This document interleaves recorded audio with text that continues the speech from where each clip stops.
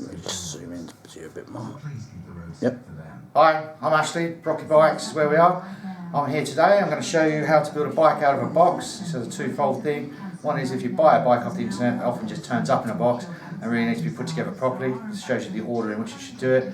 And the second part is if you're a mechanic in a shop and you're building box bikes all the time, then this will show you the best way to do it, the most productive order, so you don't have to go back and redo your work.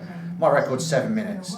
Back in the 90s, we used to build specialised and track bikes that come out of the box. They were pretty good, and we could get them from the box to the customer in about 10 minutes. It's hard going, but I don't think this one's going to be that quick. Anyway, let's get on with it.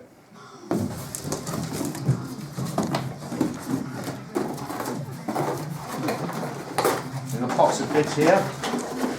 That does look like some of the bits aren't in there. Some pedals, reflectors, touch-up paint. Thing for the manual, but there doesn't seem to be a manual in there. So what we're actually looking for is the seat post and the seat.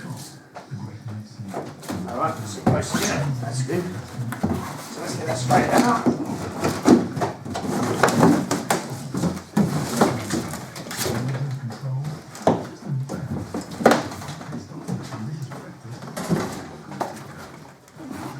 Right, I can see there's a bit of grease here in the seat tube, but it's what we call moisturiser in here. So just get some proper heavy duty grease.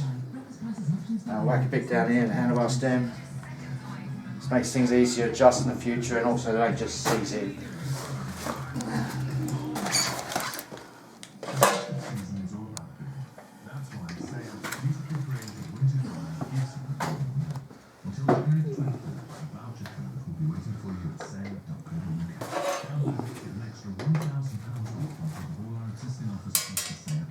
It's a bit messy in here today, or it has been for a few days.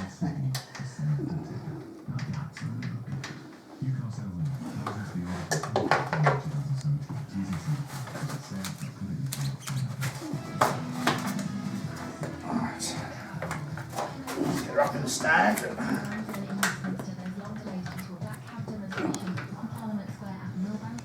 First things first, get some bits out of the way so I don't scratch the bike. Get the handlebar stem in. Should be a 6.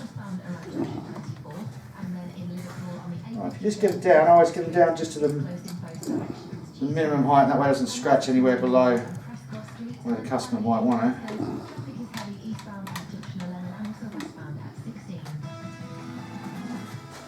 Just get it relatively straight and straight it up and put it on the ground at the end. Right, let's get rid of the packaging.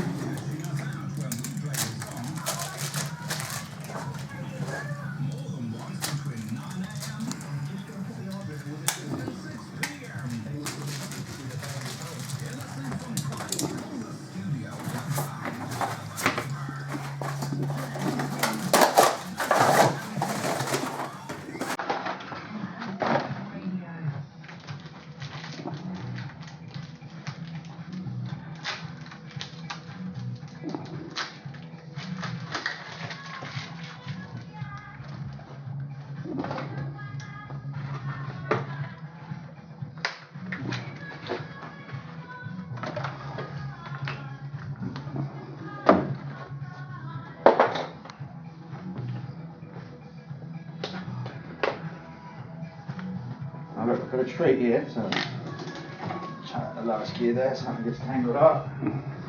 Our front wheel.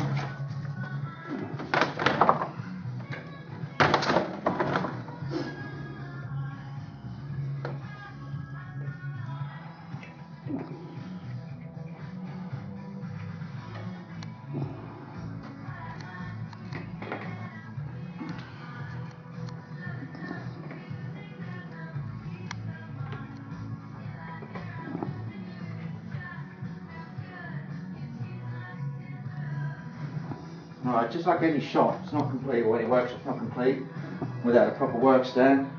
Definitely not complete without a hose out and ratchet. So this just does the wheel nuts, and we'll also do the crank nuts in a minute. Just get both these wheels nipped up in the right place.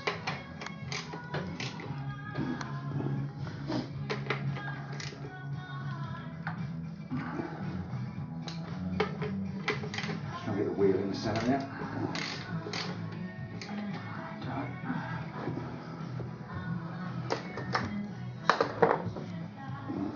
Right, little treat here for us.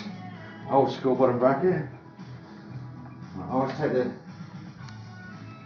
chain off and just check that it's loose and not loose, it's not too tight. It's a tiny bit loose. I'm just going to see if we can nip that up a little bit. Cheeky trick here with the 17. Right, that takes the play out of it. It's a little bit tight now. But what's going to happen is when we do this locking up, it's going to pull the left-hand cup out of the frame ever so slightly. So put the lock nut tool on there, or the C-spanner, hold the other bit, and just tighten that up. Yeah. The quality of the bottom bracket, that's right.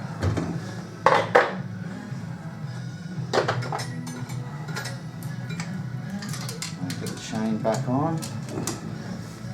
You'll note I didn't tighten up the cranks beforehand, but even though I had the crank tool in my hand.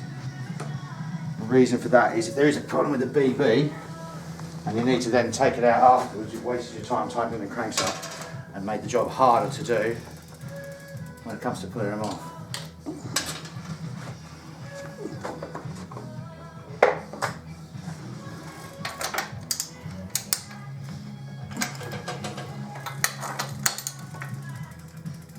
Pretty tight, but I went on with an air socket or something.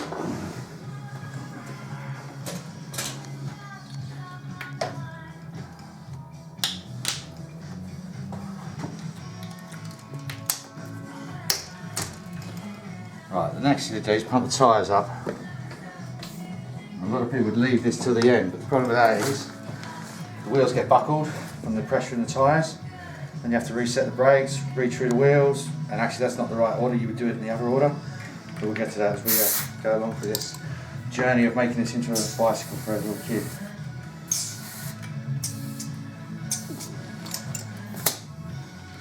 Those 7-minute bikes, they include pumping them by hand, by the way, on a hot Saturday afternoon in our workshop.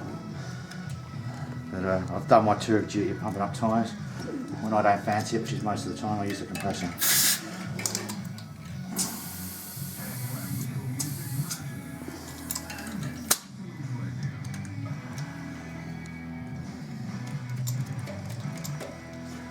Wheels a little spin, just make sure the tyres are seated properly.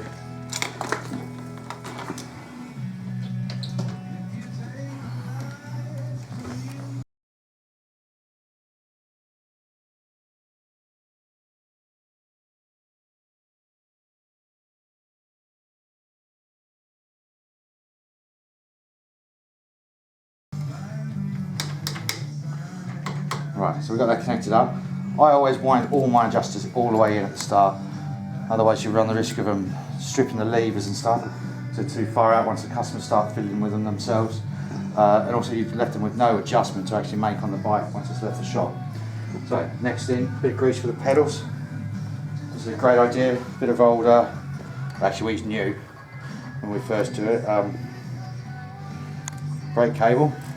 It's a good way to grease things up. People are often greasing the threads on the outside, or the male thread, and then try it and screw it in. What happens then is the grease is captured on the outside, and it doesn't go in between the two interfaces between the the pedal thread and the actual crank thread. So screw it in a little bit. So nice. That's if you can get them in, that is.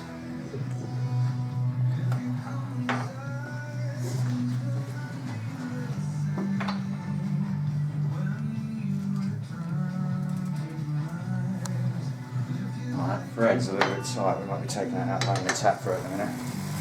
Little trick, pedal spanner on here, just pedal it backwards, use the wheel as your leverage to crank it up. Pedal spanner's not this long for no reason. You have to really torque them in to make sure they don't strip the threads out of the cranks at some point. Again, you should use the bike to help you. There should be a bit of grease on the back of it, just wipe that off. You can just wipe on your jeans or on a rag, or you just whack it straight back in the top line. My grease pot, bit of recycling there for you. Right, so next thing for me is to do the actual set the brakes up themselves. So the easiest way to do this is to actually tighten the brake up to where it's going to be when it's on. Most people try and do it with the brake loose, and what you find then is that you're just fighting the springs all the time, so it makes it really, really difficult compared to doing it like this. So that little tighten up, maybe a little bit too tight, but we'll give the cable a little stretch, so a little bit of movement. Now what I do is I find the lowest point on the rim by spin, because they're never perfectly round, especially with these cheap factory bikes. I find the lowest point and then I set the brake up there, putting a little bit of toe on it. I'll do some advanced ones on how to actually set the brake up properly, so you get the most power out of it, the most efficiency, and the best brake block wear. But for now, I'll set one up, swing around the other side of the bike, and just set the other one up exactly the same. And what I'm doing is just putting the back of the brake block off a little bit, just to give it some toe. This is what stops the juddering, which gives you your squeal when you pull the brakes. There are other factors like really hard brake blocks, but okay, so now you can see the wheel doesn't even go round, but that's alright, because that's where it's going to be when it's actually on. Right, so leave that, make our way to the front. Same detail here, that one's a bit loose. So just tighten up. Just nipping these up gives me a chance to actually just slide the cable for a little bit if I need to, if I've overdone it with the tightening up. Right, so again I'm just doing exactly the same, because I'm not fighting the brake, the spring in the brake. I can actually just put it where I want. I'm just going to, I haven't checked for the highest to the lowest point actually. A bit of a rush. But that's alright, these wheels aren't too bad. Right, get one done up. Move to the other side. Get that one right again. A little bit of a toe in on them. Just stops them squared in. Stops the brakes juddering. Right, again, it's not perfect, but it will be in a minute. Or as good as it's going to be. Right, back to the back. I'll just loosen it off a tiny bit. I'm going to give the wheels a little true. So go for the tightest spoke key you can get. So in this case it's the black one from Park. Alright, let me just get it. You'll notice I put all my tools back as I've used them. The trick for me here is if customers come in and interrupt, I always just put the last tool I was using down and I know exactly where I was on the bike. That's one of the benefits of having a method and order to what you do. Right, this isn't too bad actually. By getting the wheels as straight as possible, 2, 4, 6, 7, you're actually allowing yourself to make the brake better. You know, because it's not rubbing on it when it goes through, and therefore you can do it tighter.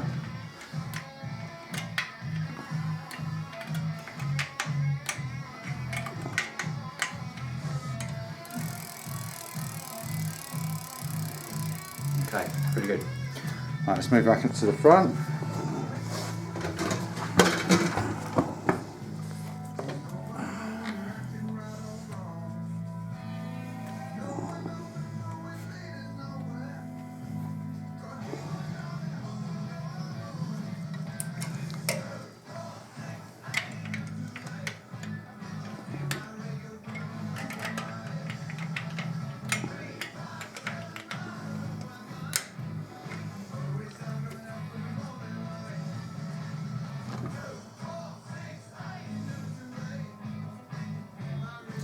Right, that's this. Right, so next thing to do is get the back brake basically as tight as we can, and then still operate the wheel properly so it spins around properly. So it's not quite centered up. And that ticking you can hear, that's just a joint in the rim. There's not much we can do about that except file it off, but as it's not our bike, we won't take any sandpaper to it right now. So I just want to center these brakes up best as. Right. Full tilt on that side. I need to go that way, so let's move back over the other side here. I'll just loosen that off a little bit. another little pull. You can see the left side still moving more than the right. Back spring tension off here. A little bit more.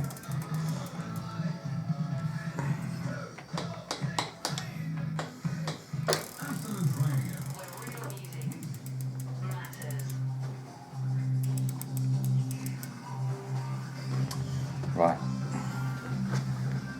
We're not really getting very far with this. What we're going to do, we're going to undo this cable.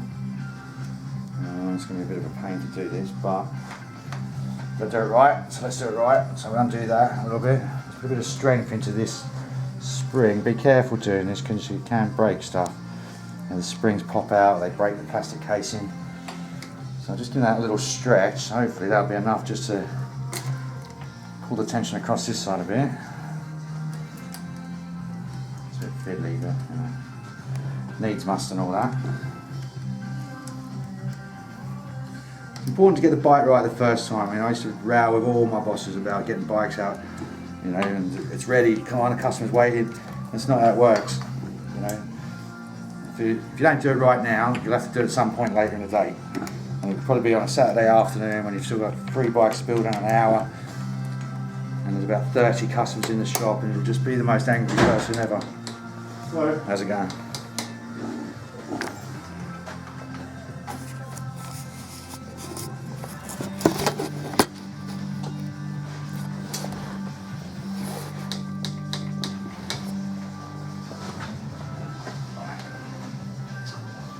Okay, that hasn't actually worked. I don't want to break the spring.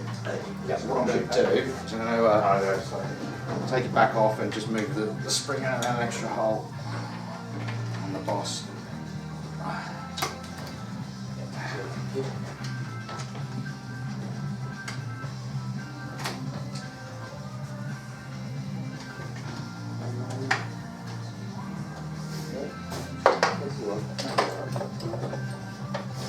That's 45 minutes.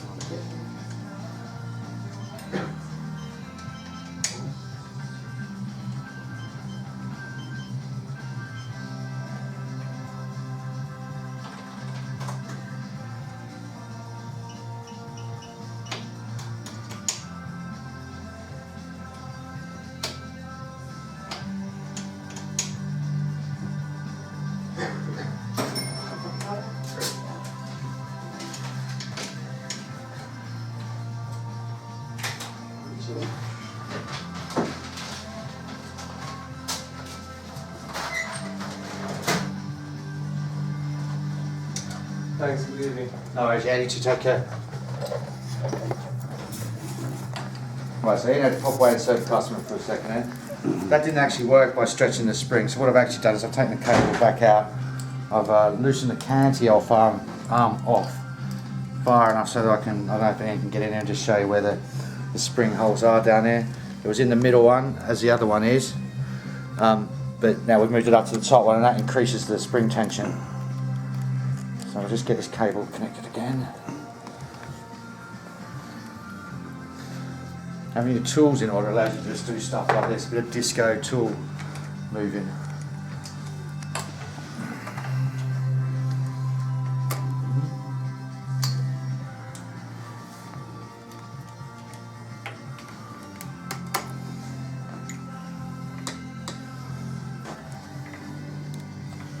Right, you'll know it's swung it right over the other way now, so before we even tighten it right up, let's loosen this screw off, which is fully in, and see if we can get these to look something like central. Right, good, that's better. Back to where we were earlier. Cable pullers. They make this job really, really easy compared to not having them. Right on the edge, I'm just going to pull it through a little bit, go back and start again. This is better than having 3 hands, this is.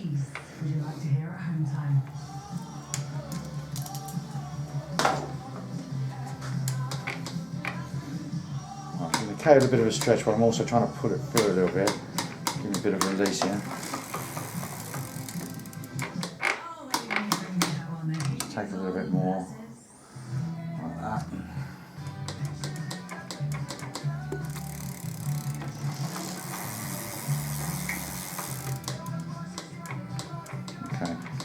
It's always worth remembering to see kids' bikes. You don't want to necessarily do the brake cables up too tight. Right, let's get this brake cable lined up. Again.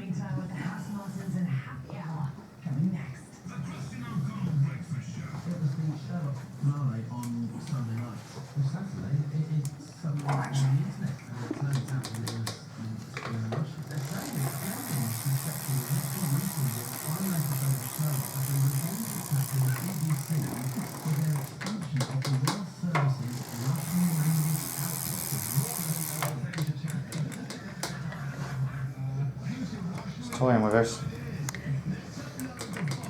Remember, we've got the power, it's not the bike. We can win. Right, there we go. It's a little bit noisy, but that's in the actual hub itself, there's nothing to do about it. Do that little nip up, not too tight. Right, now, what I like to do is I like to get the front brake to feel fairly similar to the front in pull. You know, you'll pretty much always be able to get the front brake tighter because it's got a much shorter cable, so there's less tolerance in what you do. A little stretch. Right, let's get it centered up. Again, same method, we're just adjusting the springs here on these little adjusters. We'll tighten this up because it's not as strong as the other side. So it's gone a bit too far, let's get back a little bit.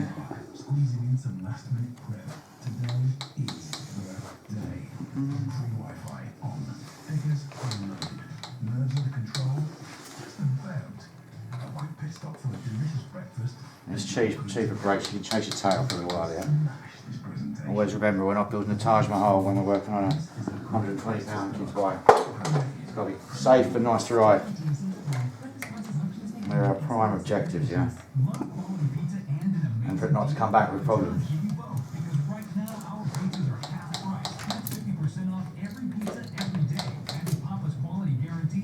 Right, there you go, that's about right.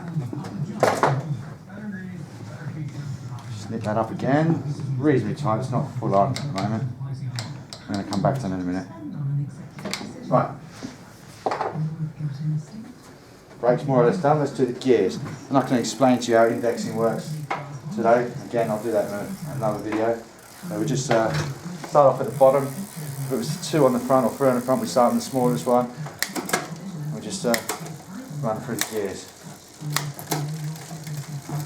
A little bit rough, but let's just go to the top. Right, the adjuster, that goes across the cog if we push it. And don't worry, a kid will ride it and push it. So let's get down here into a low screw, a limiter, and just screw that in. It's not much, that was only about maybe half a turn at most. Again, it wants to go up, so just release it so it's just out of there a little bit. And just get a little bit more out of that screw. Yeah, the worst thing happens is it won't go in there, we'll just come back and sort that out. See, I can push it, it doesn't go over the top now. Release it, it's making a little bit of noise. Let's work out why that is. A little bit of adjustment on the cable tension, it's a little bit tight, just loosen that off. So it's coming down the gears, right? It's gone too far. So, get back here. Not very good with these adjuster screws, don't wrist back. This kind of batch of bites, but that's alright, so we'll just screw that in. Right, let's go up. Goes up alright. Comes down alright. A little bit of noise there, you can just hear it. Let's just tighten up a little bit. But as far as possible it still works because the cable's going to stretch as they use it. It's not as much on a kid's bike, but on an adult's bike definitely. But the kid's going to ride it and ride it and ride it and ride it and ride it until it's broken because kids don't know when bikes need to go in for servicing. Okay, that's alright. We set it down to the bottom. What I like to do here is we just nip this hinge bolt up. Just to secure the gear cable. Don't assume that they're done up. Don't ever assume that. These are made by robots. Someone's only got to not put the right setting on the machine, or it was set up for a different bike yesterday or the previous run, and something won't go right. So assume that it's wrong. Right, so we give that a little stretch. And you can see already the gears don't really work. So we need to take up some of that slack. You might have just overdone it. See it's rattling up there? Get rid of that. Right, all the way to the top, back down. That all works. So let's just try one more time, going up. Perfect. Right, I like to leave it somewhere in the middle gears. I never leave it in the hardest gear or the easiest gear. It's got to feel nice when a person gets on it. Right, so let's tighten these brakes up with actual pinch bolts. Now I'm much stronger than I guess this is going to be for like a 8 or 10-year-old. So we put these brakes a bit stretched up for you. And again, like I said, because as a kid I don't want to do the brakes too tight. And if I want them tightened up afterwards, we can do that. Right, here we go. That's all good.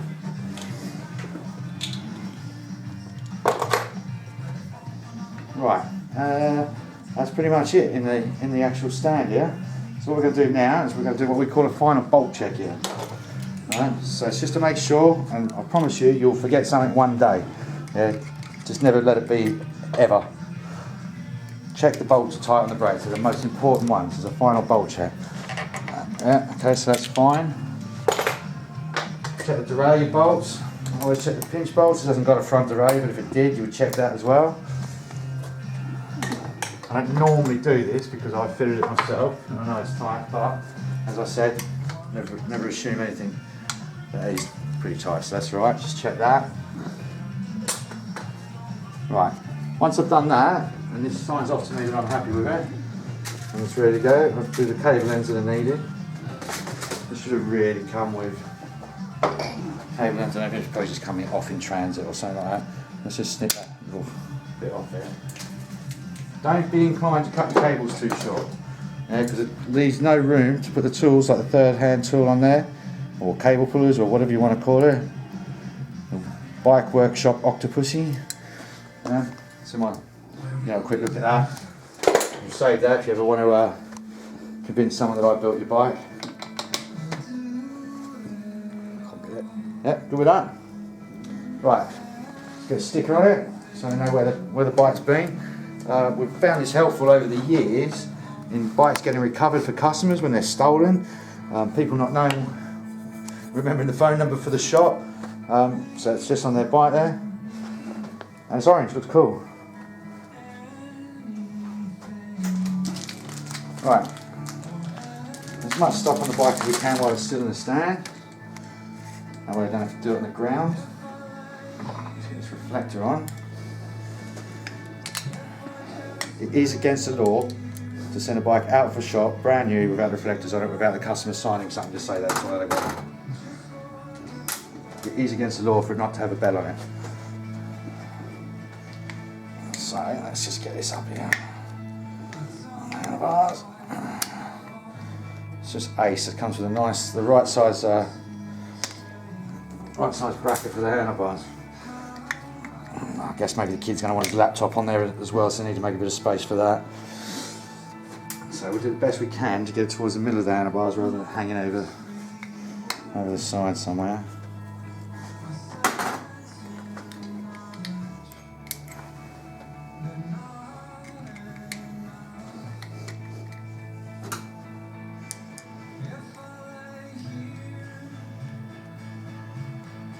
Right, I won't screw it all the way because I want to get it as far over here as I can, so it's out of the way as well as anything else. Right, do it right. And let's go. So it looks like it's level. We don't want to worry about planes coming in and stuff. It's more for the other cars or road users, as it were. Cars just being one of them.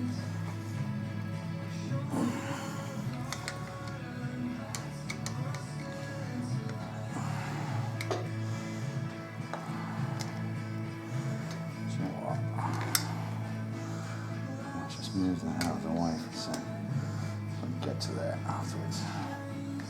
That's not a great reflector bracket, it's got to be said. Right, does the bell work? Yeah, it does. Well, again, we'll move it later on. You don't want it too close to this, sometimes it hits on the lever and it doesn't ring anymore. You just go duh. Right, while it's in the stand, let's do the headset. headset spanners. Right, let's go fairly free show them again. No worries. Headset spanners. Don't just use a pair of grips. Yeah, you need a special spanner to get in here. Yeah, because it's much thinner.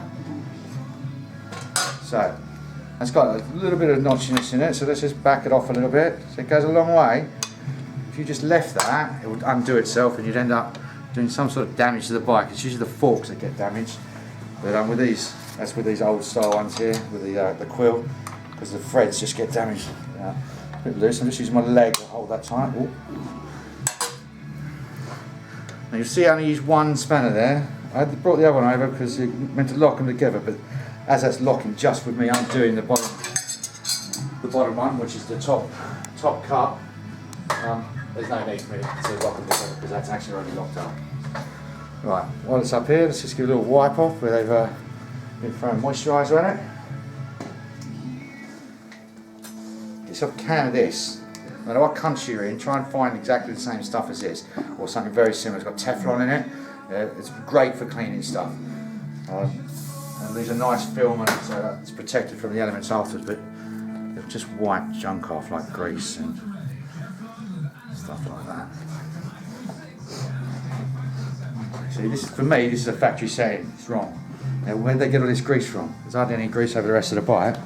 So look how much grease they got onto that one canny boss. You know what I mean? Right, let's get it off.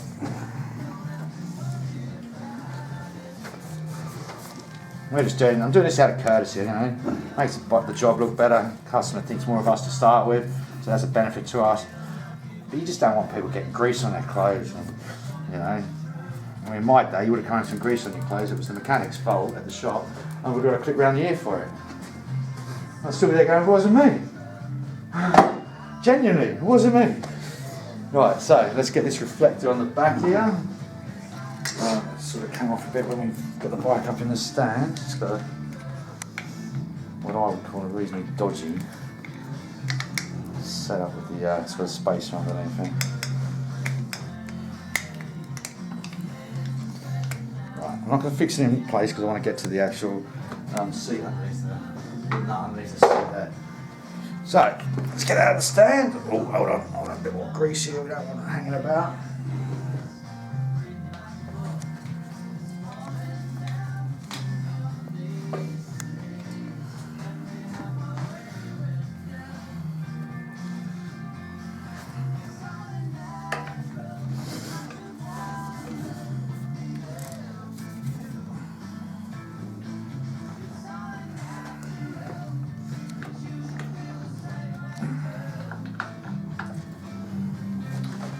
Right, so first things first, let's get the handlebar stem straight.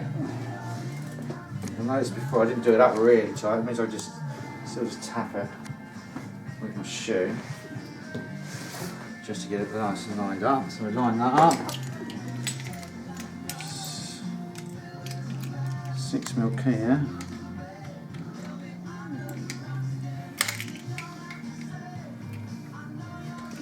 I'm afraid to give these a bit of welly. Sometimes I really need a good tighten up to make them work, the wedges work properly. And with handlebars might still turn around. So you can see that's nice and firm now. I think there's a plug that came with it. Can I see that?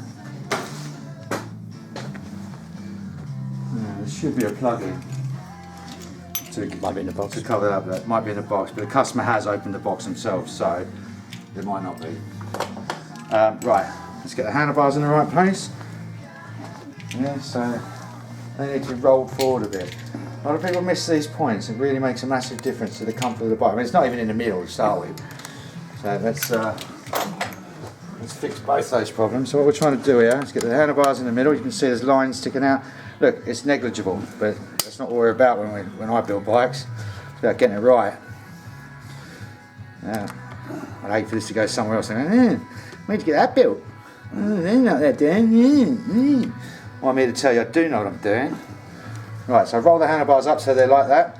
The very, very serious people, many handlebar companies make handlebars exactly the same. So don't think that you know more than they do, because you don't. Not about handlebars, fact. So what you want to do is get them so they're in the right place.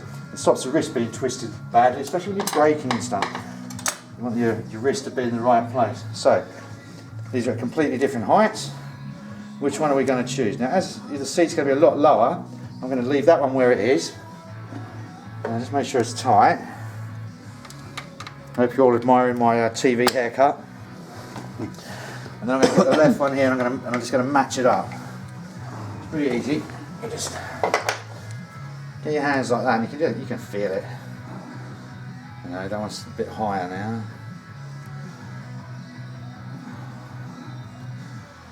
Oh, that feels about right. Maybe up a little bit on there.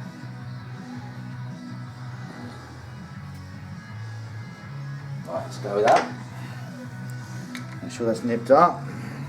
Again, another ding-a-ling. That works. Right, while we're at it, let's just check the gear levers done up tight. Can't remember where the bolts are on these. Oh, yeah, it's all the way underneath there. Looks like a 3 to me. Upside down 3. Might be smaller. No, that's the one. Right, there we go. Do that up, otherwise it won't be like a grip shift, it'll be like a motorbike. And it'll be stuck in the biggest gear and just spinning these gears around the bars. Right, let's come back to this now. I want to see if we can get on a bit further. So that's a bit tidier. So kind of sitting at a bit of a skew-if angle like that. Okay, I'll do this. Right there. So nip that up. Do them up tight because kids will knock things. So in their nature, they're born to do it until they're taught otherwise. He didn't snigger him, but it's only because he knows I'm right. That clip round here. Yeah, yeah. So those days are gone, you know. We learn a lot better because we've got clips around the ear. Oh, there you go. Yeah, you just do what you want. Yeah. Do what you want, clip around the ear. That's how it used to be in the good old days. Hasn't done me any harm. Right, does the belt still work? Good, very important. Right, well, we've got that in our hands. Actually, let's put it back. Let's get the seat sorted out. So the first thing to do with the seat is to get it nice and level. Make sure it's level. So, I got it right. Yeah, that's spot on. What we'll do is just make sure it's tight. Yeah, I'll tell you, some of these bolts are tight. I'm surprised. Credit to that part of the machine that built it. Right, let's get our reflector in the right place. Little sticker here. It's going to be some British standard warning sticker, but as we can't read it anyway, it might as well just come off. Right, let's get that up as high as we can. Don't forget the seat's probably going to be all the way down to near the bottom. If it's not, then they bought the wrong size bike. Easy mistake of the maker when you're doing it over the internet. I'd always recommend people go to their local bike shop and buy their kids' bikes. You know, support your local business. You know, they'll be there for years. Not these ones that just pop up every now and again, but one that's been established. You know, you get all these things sorted out, man. Come away with the right bike. So, being a stickler, that's got to be straight for me. Now again, what I'm going to do is I'm just going to put it down so the minimum's just in the bike. Or maximum, depends whether you want to look at it. And we'll sort it out when the customer comes in. Do that little nip up. Tap it round, make sure it's straight. Yep. Put that up there. It's a black bike, so dirt on it stands out like a sore thumb. It's only just dust and little bits of white grease. It's another good reason not to use that moisturiser grease because it looks bad on bikes. Right, let's check the headset is tight. The final check on the ground, yeah, that's fine. Right, we are good to go, I believe. Let me just find that bung for the handlebar stem.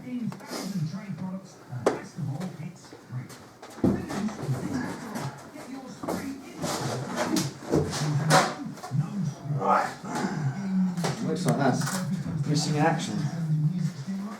So we've got a nice folder for our manual, which doesn't really tell us anything. But what we haven't got is a bung that will stop the kid's chest going into the handlebar stem if he has an accident. Okay. Misplaced over here. No, got that. Right, we'll just have to sort one out for him. What we'll do is we'll speak to the suppliers and just get one sent out. Right, that's it. That's how you build a bike. I had a quick look at my watch when I started that. It was about 23 past. I was a couple of minutes in, so let's say 20. That's taken me 40 minutes to talk to you about it and do it at the same time.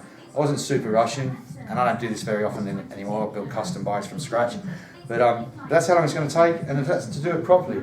Do it properly now. They won't be back going, the gears don't work, can you tighten the brakes up, my kid's in a ditch. Do it right the first time, do it properly, do it in that order, and you'll find that you don't have to redo jobs. Thanks for watching.